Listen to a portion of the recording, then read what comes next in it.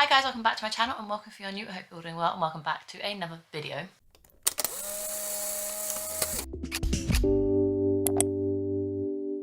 Now this video centres around the idea of can we trust BookTube recommendations. This video is a two-part series. This one we're focusing on books that BookTube made me read, and then whether I think you should read them and what you shouldn't read and what you should avoid. A little bit controversial, but I think it'll be fun, and obviously take this all with a pinch of salt if I feature some of your favourite books. Don't get too disheartened, everyone has a personal taste. This is just a bit of fun, just to kind of see if the books I get recommended on BookTube did really suit me or not. And then the second part of the series is books that BookTube didn't make me read and whether I think they deserve more hype, and I'm going to tell you guys to read them. Part one is BookTube made me read these books. Do I recommend them onto you guys? So can we really trust BookTube recommendations? I'm excited to sit down and tell you guys the books that I got recommended and I recommend to you guys. But there's also some books I got recommended that I don't feel are worthy of the recommendation, and I'm going to tell you to avoid them. So without further ado, in no particular order, let's head into the video. Let's start off with a controversial one because I need to get it out. I need to get it out in the open. The book that BookTube recommended to me that I don't recommend to you guys is Beach Read by Emily Henry. Yes, you heard that correctly. I read this book 2 years ago now, maybe even 2019 possibly. I got it as an ebook on my iPhone because I heard everyone rave about it and I was like, it's a romance, of course I'm gonna love it. And I feel like because I'm such a romance contemporary reader, I'm more critical of those genres when I read them. And this one just didn't hit the spot. And it has made me put off all the other Emily Henry books that have been published since, because I know this is her debut book.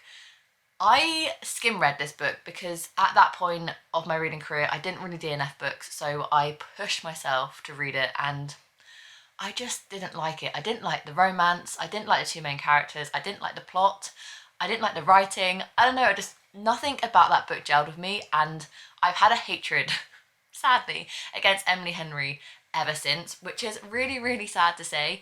I have a reading vlog to test that theory later on in this month, so be on the lookout for that. If you want some kind of tea, be sure to check out that vlog when it comes live, subscribe so you don't miss it. But yeah, that's the first book that I think is slightly overhyped on BookTube, and that's the book that I don't personally recommend to you guys. Tea, I know. If you trust my opinions, then so be it, but if you don't care, take it with all a pinch of salt. Let's go on to the flip side, a book that BookTube recommended and I do recommend myself. We're going to go with The Love Hypothesis by Ali Hazelwood, another romance, and it's once again one of those books where everyone was talking about it, everyone was raving about it, so I just had to get my hands on it. It kind of started on TikTok, hence the unpeelable TikTok sensation book sticker, and it came over to BookTube and everyone was raving about it, and I was like, this sounds perfect, because by the time I read this book I knew fake dating was my favourite book trope, so I had to give it a go, and it did not disappoint. I've recently read it and it still lives up to the hype. This book is so good. This book basically follows our main character Olive, and there's a little thing here about me and my channel that books with main characters called Olive I tend to love, hence this one right here as well. Both main characters called Olive, both one of my favourite books of all time. And she ends up kissing a kind of angry professor by accident because she's trying to make her best friend realise she's over her ex because her best friend also likes her ex. And then kind of a fake dating relationship starts from there to persuade her best friend that she's completely over her ex. She's allowed to go for it because she's dating another person and it's all a fake dating situation, and it's chef's kiss perfection. Oh, I love this book so much, and I feel like everyone's read this by now, but if you haven't, you're missing out on a golden. Another romance, but on the flip side, a book that I don't recommend, another unpopular opinion. The Fine Print by Lauren Asher. I don't recommend this book. I know, I'm shocked as you because I love Disney, so when I heard that Disney and romance had been put into one book, I was sold. I had to get onto the hype. But this book just didn't do it for me. I've explained this book more in my April wrap-ups. If you want to see my full thoughts, go and check out that video. But this book just didn't hit on so many points.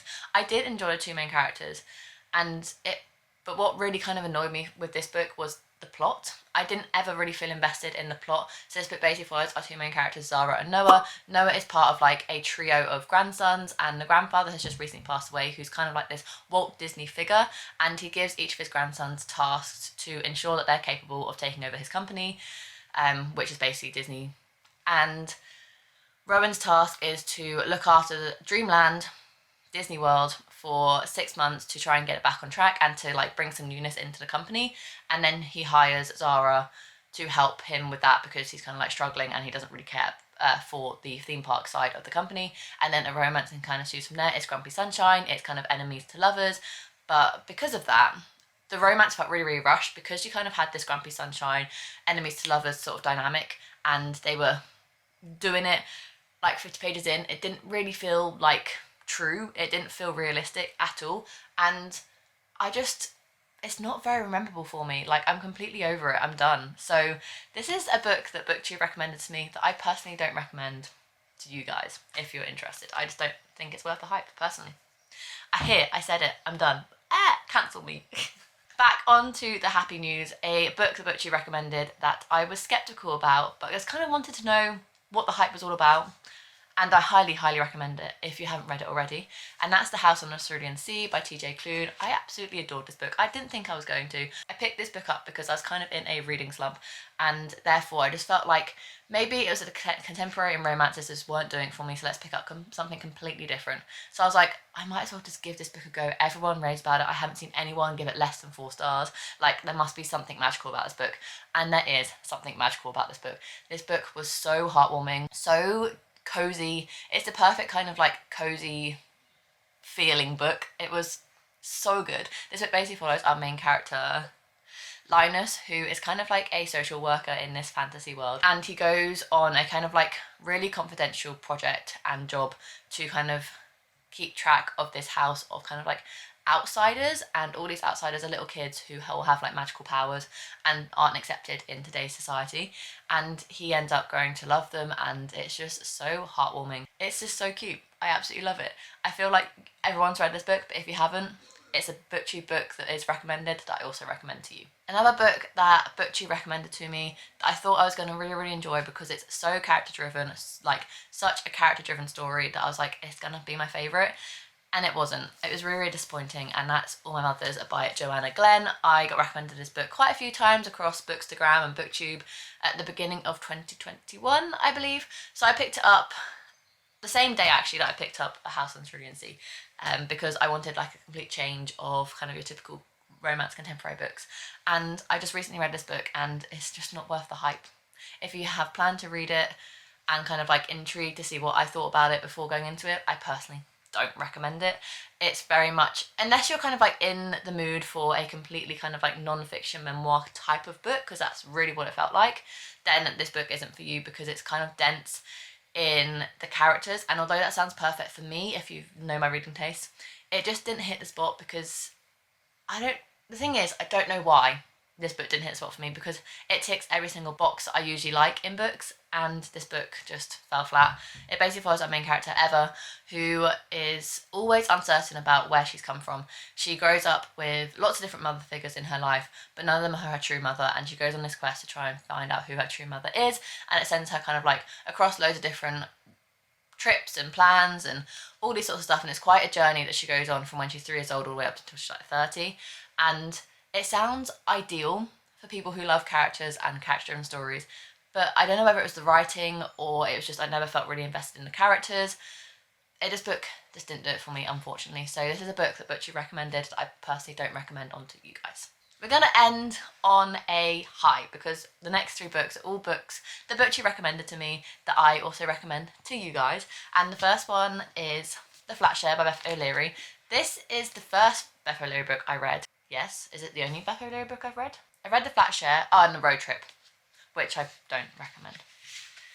I know. So this is a book that I do recommend because BookTube recommended it. Obviously everyone talks about this book on BookTube, everyone loves it, so I had to give it a go because it was a romance. Can you see a pattern here?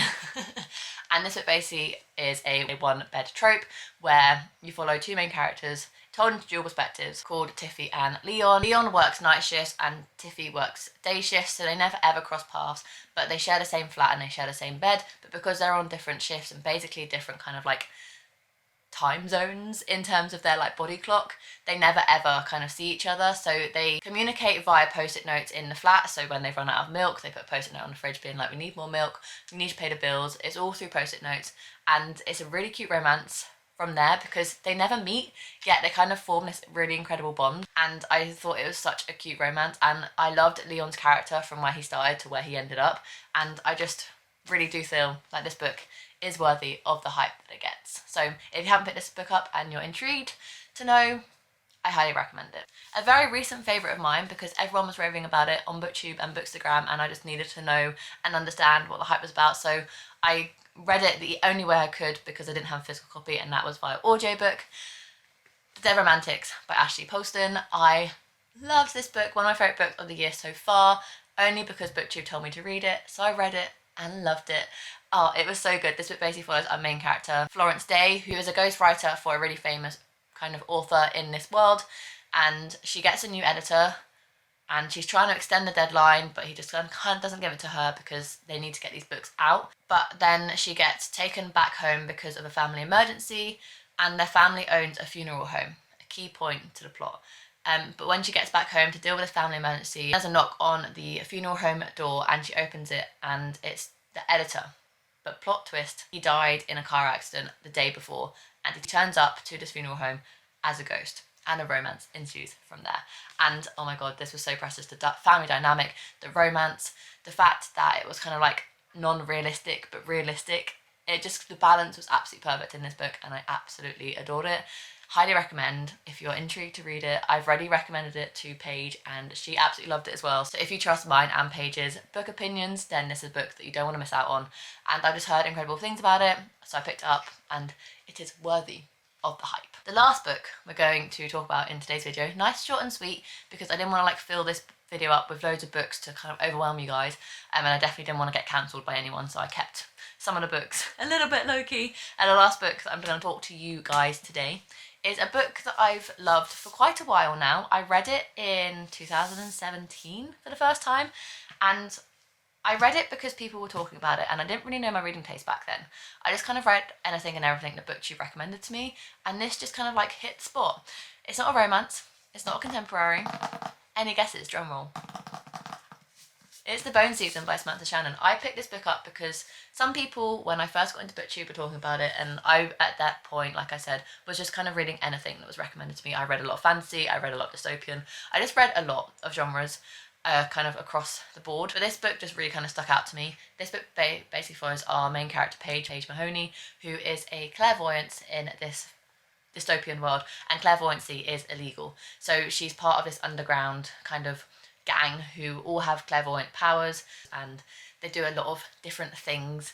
And one day she gets captured because just being alive for Paige, she is kind of like really in danger because clairvoyancy is illegal, and she's kind of like the highest level of clairvoyancy that you can be. She's a dream walker, and the book basically follows all of her adventures and mishaps, and I just kind of fell in love with this book unexpectedly because I didn't really know much about it. I just knew that people were talking about it, and if you're in the mood for something really different, you want really good characters, you want really good writing, you want a page-turning book, I do highly, highly recommend this series.